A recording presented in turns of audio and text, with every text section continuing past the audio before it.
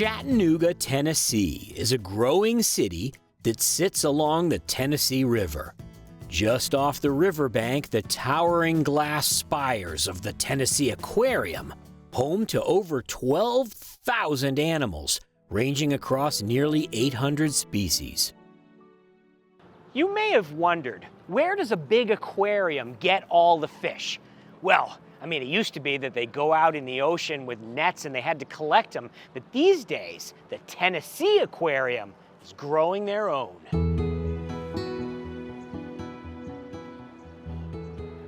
Inside, you'll find one of the largest freshwater exhibits in the world, as well as saltwater exhibits, reptiles, and even some mammals.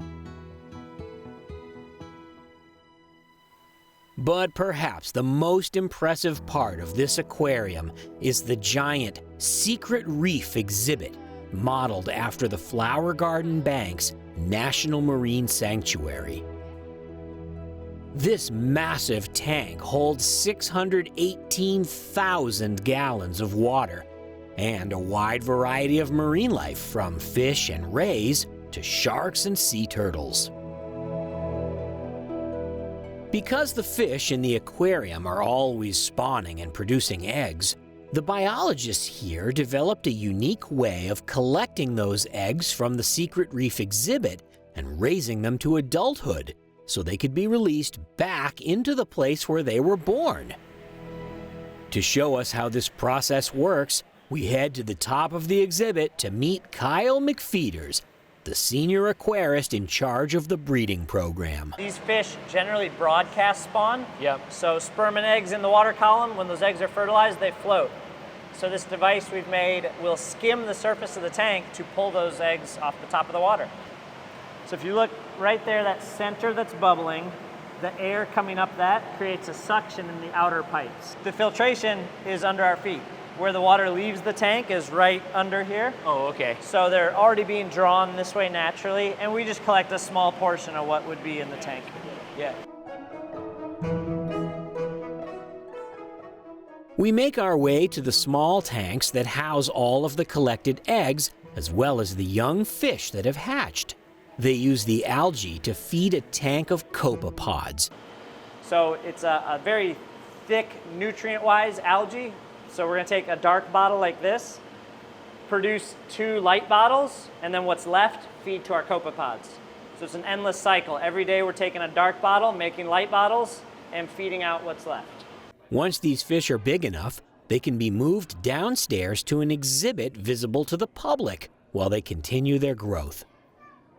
The best way, the biggest thing you're gonna do, is actually taking them down deep into the tank where all the reef structure is. If we just let them go at the surface of the water, they'd be easy prey for all those open water fish. All right. So we're gonna actually swim down with them and release them amongst the coral structure. Awesome.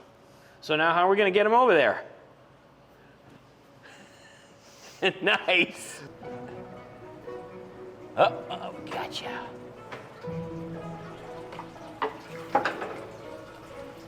And then Over here. going in a nice bucket. This is hard. Like I said, I've got lots of practice. Dude, this is not easy. Oh, There he is, oh, there he you are is. mine. Nice. All right, I got one. And then we got to keep him from escaping.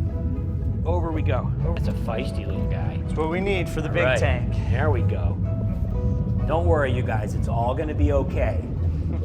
All of these smaller tanks, they're not like hooked into some big plumbing system that supplies salt water to they're all separate. Correct. Every Okay. exhibit is its own life support, we call it. So its own water. Water doesn't move between tanks. Okay.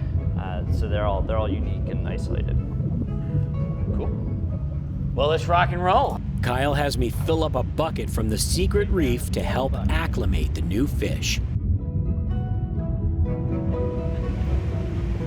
Giving them a smooth ride. Oh, bumps, you guys, bumps. While we wait for the fish to acclimate, we suit up to prepare for their relocation. The fish can't stay here long and have to be moved back into salt water within a few minutes. Cameraman Tim and I hop into the water while Kyle grabs the first volunteer.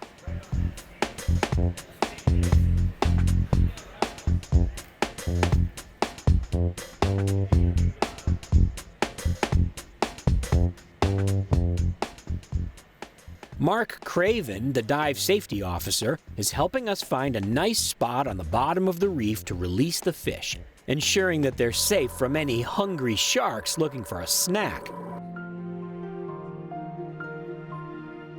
There are plenty of small places for these fish to hide while they continue to grow.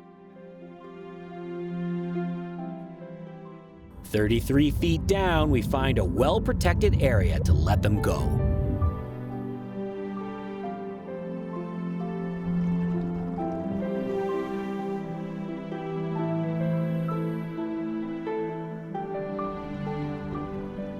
The reef in this exhibit provides lots of small nooks as habitat for fish, just like the real thing.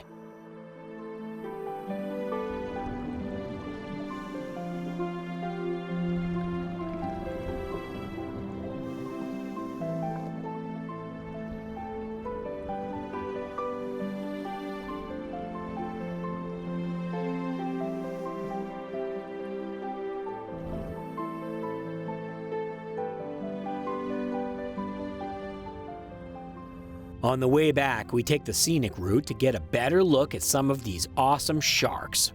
There are sand tiger sharks, always a favorite in large aquaria because they look so mean, but they're actually really mellow. There are also sandbar sharks, distinguishable by their tall dorsal fin. And with that, these fish have completed their year-long journey and finally returned to the place of their birth.